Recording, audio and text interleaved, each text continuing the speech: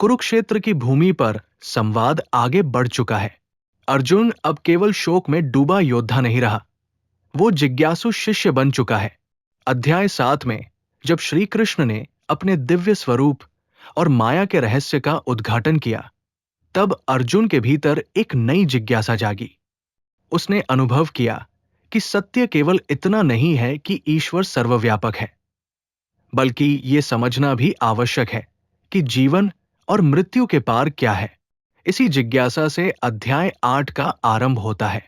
अर्जुन प्रश्न करता है, ब्रह्मा क्या है? अध्यात्म क्या है? कर्म क्या है?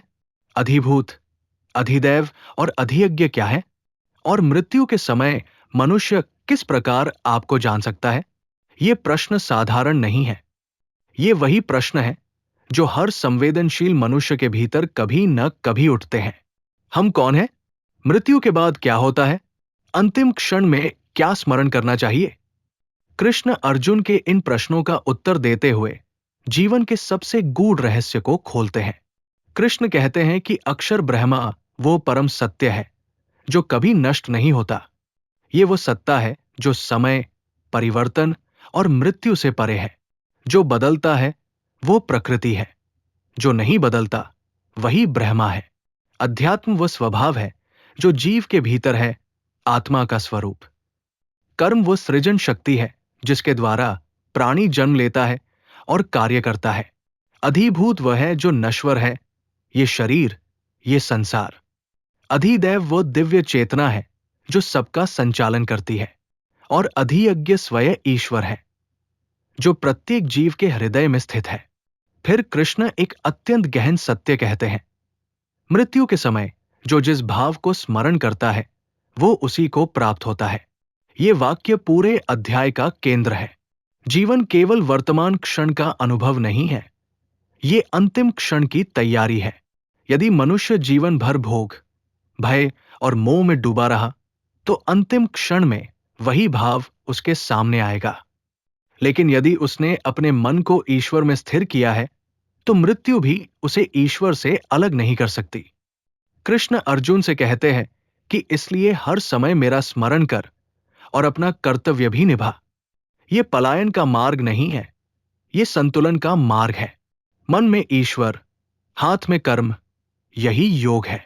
जो मनुष्य अभ्यास के द्वारा अपने मन को स्थिर करता है, प्राणों को नियंत्रित करता है और अंत समय में ओम का उच्चारण करते हुए परमात्मा का स्मरण करता है, वो परम गति को प्राप्त होता है।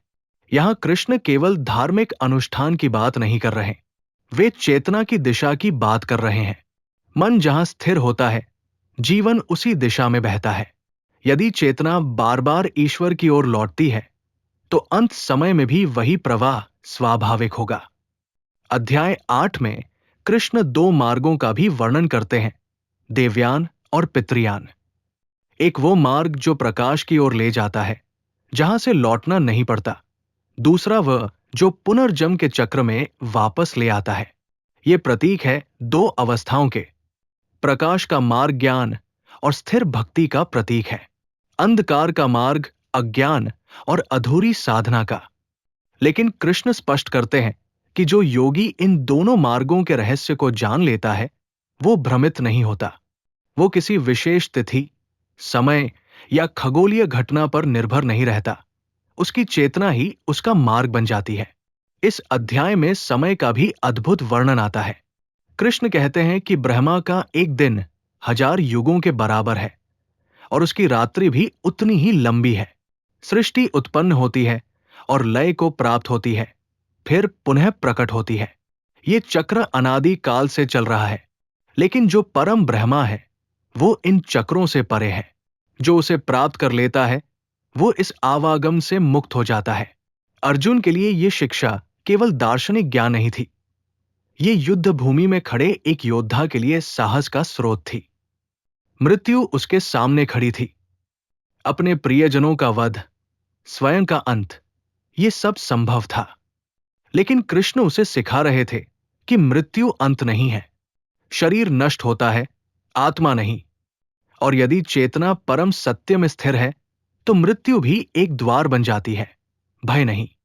अध्याय 8 हमें सिखाता है कि जीवन का प्रत्येक क्षण महत्वपूर्ण है। हम जो सोचते हैं, जिस पर ध्यान करते हैं, वही हमारी चेतना का संस्कार बन जाता है। इसलिए स्मरण की साधना केवल अंतिम क्षण के लिए नहीं, हर क्षण के लिए है। जब मनुष्य अपने दैनिक जीवन में भी ईश्वर को याद रखता है, कर्म करते हुए, चलते हुए, बोलते हुए, तब धीरे धीरे उसका मन उसी में स्थिर होने लगता है। कृष्ण अंत में अर्जुन को आश्वस्त करते हैं कि जो भक्त प्रेम पूर्वक उनका स्मरण करता है, वे उसके लिए सहज उपलब्ध है। परम सत्य दूर नहीं है, दूरी केवल हमारी चेतना की है। जैसे ही मन भीतर की ओर मुड़ता है, वैसे ही परमात्मा का अनुभव संभव है। और उस युद्ध भूमि पर, जहां हर क्षण मृत्यु का भय था, वही कृष्ण ने जीवन का अमर रहस्य प्रकट किया। अक्षर ब्रह्मा योग हमें बताता है कि मृत्यु शत्रु नहीं, एक परिवर्तन है। यदि जीवन ईश्वर की ओर उन्मुख है, तो मृत्यु भी उसी यात्रा का एक चरण है। इसलिए भय की जगह श्रद्धा रखो, संशय की जगह स्मरण रखो, और हर कर्म को योग बना दो। यही अध्याय 8 का सार है। जीवन को इस प्रकार जियो कि अंतिम क्षण भी प्रकाश से भरा हो।